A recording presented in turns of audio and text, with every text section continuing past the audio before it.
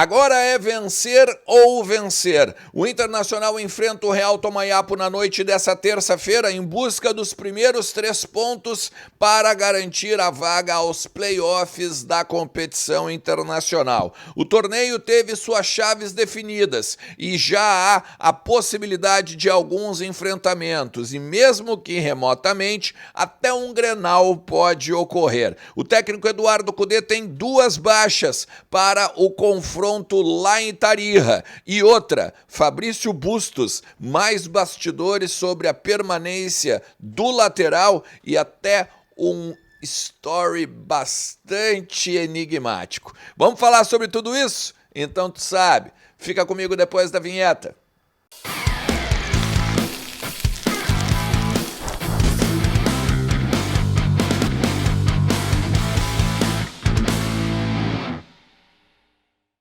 Fala Colorado, fala Colorada, como é que vocês estão? Tudo certo? Tudo beleza? Espero que sim. Vamos lá, vamos falar do Internacional e vamos elucidar algumas coisinhas, principalmente sobre o jogo desta noite diante do Real Tomayapo lá em Tarija pela Copa Sul-Americana. Jogos atrasados, né? Mas que o Internacional tem de ganhar para seguir ainda na competição internacional. Fica comigo até o final do vídeo. Te inscreve no canal, ativa a notificação e deixa teu like que ajuda pra caramba o meu trabalho. Compartilha nas tuas redes, bota nos grupos de colorados e convida mais gente para fazer parte aqui dos nossos conteúdos, porque a gente vai construindo o canal junto, beleza?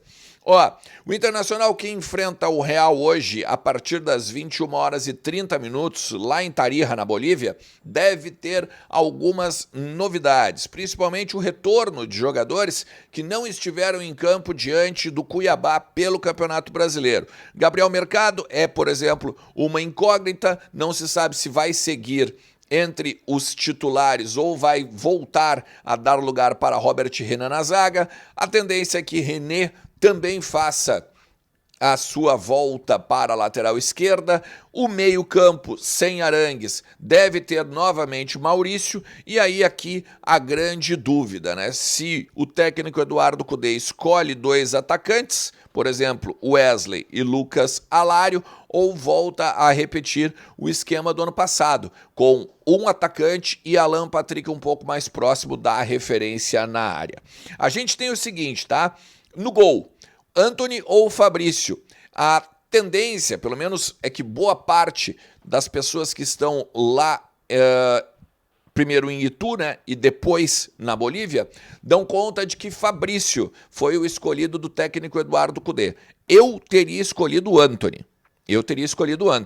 Tu pode até me dizer, mas o Fabrício é mais experimentado, é mais experiente, tem jogos contra times maiores, beleza, tranquilo. Mas acho que o Antony estava numa ascendente quando o Rocher volta ao Inter ainda no Campeonato Gaúcho, né? Ainda jogando, inclusive, a semifinal contra o Juventude. Acho que o Antony ganhou não só a experiência, mas também uma certa hierarquia junto à defesa, muitas vezes coordenando o posicionamento dos zagueiros, falando muito mais, desde o Grenal, né, em que teve aquela bola, por exemplo, que não saiu com o René faz o gol contra, também vem se impondo mais pelo alto, pela questão de ser goleiro, né, a bola na pequena área é dele, enfim, eu acho que tinha que ser o Antony, tá? Mas Fabrício, então, é o que pelo menos se informa desde Tarija que vai ser o titular. Bustos, Vitão, aí Robert Renan ou Gabriel Mercado com o René. Abrindo meio campo, pode ser de repente o Thiago Maia, pode ser o Fernando. Me parece muito claro que o técnico Eduardo Cudê faz um revezamento neste início, pelo menos de retorno, né, dos jogos, quando o Inter estava aí só treinando e envolto com a questão da calamidade aqui no estado. Maurício, Alan Patrick, talvez Bruno Henrique. Eu faria essa trinca, principalmente com o volante. A gente ficou bem mais consistente no meio e faria, principalmente do lado do Thiago Maia ou Bruno Henrique, com que o René pudesse ficar na sua lateral, né? E não inventasse de abrir o jogo ou começar as jogadas do Internacional do lado do volante do camisa 5. Então, botaria o Thiago Maia ou o Fernando, Maurício, Alan Patrick e o Bruno Henrique, com o Wesley e o Lucas Alario lá na frente. É o time que eu faria. É o time que eu faria. Até porque os treinos não foram liberados, né, para a imprensa lá em Itu. Até mesmo, né, em conta da sequência, o Inter não deve nem ter treinado um coletivo com um grupo principal. Até a gente já tem algumas informações disso, né? O Inter dificilmente está fazendo coletivos justamente por conta desse período aí que não tem tempo para treinar e tudo mais. Mas vamos ver se vai com um time no meio, com um pouco mais de prudência ou um pouco mais de defesa aliado à saída de bola, ou então vai para dentro deles, né? Botando de repente até um meia a mais aí na frente do Thiago Maia. Aliás, vale aqui destacar, né, que o Internacional botou os ingressos do jogo contra o Delfim à venda ainda ontem à noite. E tem uma particularidade nesse jogo, né? O Inter quase não joga no Rio Grande do Sul por conta da internacionalização dos aeroportos. Nem Caxias, nem a base aérea estão internacionalizados, ou seja, o Delfim não poderia descer aqui para entrar no país. Mas a Conmebol, por uma exceção pedida pelo Internacional, vai liberar que o Delfim desça em outro aeroporto internacional do país, provavelmente São Paulo, para então pegar e vir ao Rio Grande do Sul.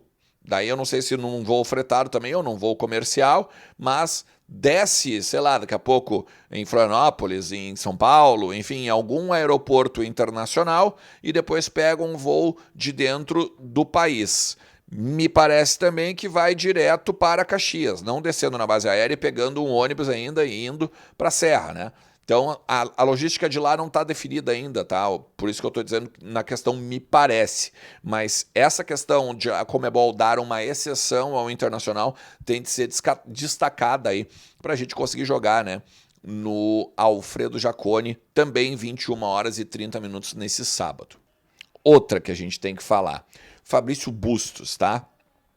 O Bustos ontem eu dei a informação de que ele vai ficar no Inter, tá? Até aí tudo bem. Só que ele colocou esse story aqui, ó, e ele causou um alvoroço entre os torcedores colorados, dizendo, né, que depois de um tempo tem que deixar de ir, deixar-se ir e tal, né, castelo de areia e tal, aquela coisa. Bom, eu falei com algumas pessoas ligadas ao Bustos, tá? Que me confirmaram todas as informações que eu passei ontem para vocês aqui. Se tu quiser recuperar, tá aqui em cima. Na questão de que há, sim, né, uma cláusula de extensão do contrato do Bustos, ou seja, ele não poderia assinar um pré-contrato com ninguém, porque o Inter tem a prioridade de comprá-lo, ou de renovar com ele, melhor dizendo, né? Só que a grande questão é, as pessoas próximas do Bustos, né, do staff do jogador, empresário e tudo mais, disseram o seguinte, ele vai ficar, mas para ele ficar, ele precisa ser valorizado. Ele tem muitos jogos pelo Inter, jogos de destaque pelo Inter, gols, e na comparação com outros atletas que renovaram seus contratos, está abaixo na questão, principalmente salarial. Ou seja, o Inter tem a prioridade de renovação com o jogador. Termina o contrato dele dia 31 de dezembro. Ele poderia assinar um pré-contrato? Não. Mas ele quer ficar em 2025? Sim. Porém, com valorização. Ou seja, talvez possa ter uma novelinha aí nos próximos meses aí na questão da renovação do Bustos. Eu estava falando de Copa Sul-Americana, né? É que assim, hoje também tem, claro, né, confronto de Libertadores e a gente tem que ficar de olho no que acontece, principalmente no grupo C do Grêmio, nos jogos lá, porque pode vir a ser, inclusive, um adversário colorado. Cara, assim, a chance é quase remota, tá? O Inter tem de fazer um saldo X, o Grêmio tem que perder um saldo Y. Eu não vou me apegar nessas questões agora. Talvez amanhã a gente possa falar se for mais real, tá? Mas há a possibilidade do Inter enfrentar o Grêmio. Porém é o seguinte, tá? O Inter tem que vencer os seus 2 jogos agora que ainda restam pela Copa Sul-Americana por fazer 11 pontos. Seria, então, o 4º melhor segundo colocado entre os 8 que participam do playoff.